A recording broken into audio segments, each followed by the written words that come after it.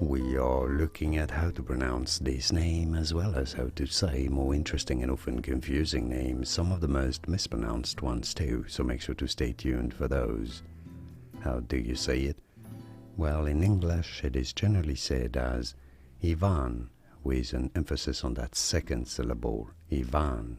In some languages it is sometimes said as Ivan, Ivan, and in Spanish it is said as Ivan, Ivan, because V sounds like a B in Spanish, so there are different ways of pronouncing it.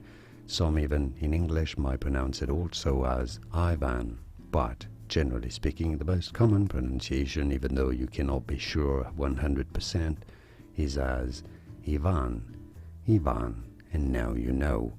More videos here on how to pronounce more interesting names whose pronunciations aren't always obvious. Do you know how to pronounce those correctly? You will after watching those. I'll see you there to learn more. Thanks for watching.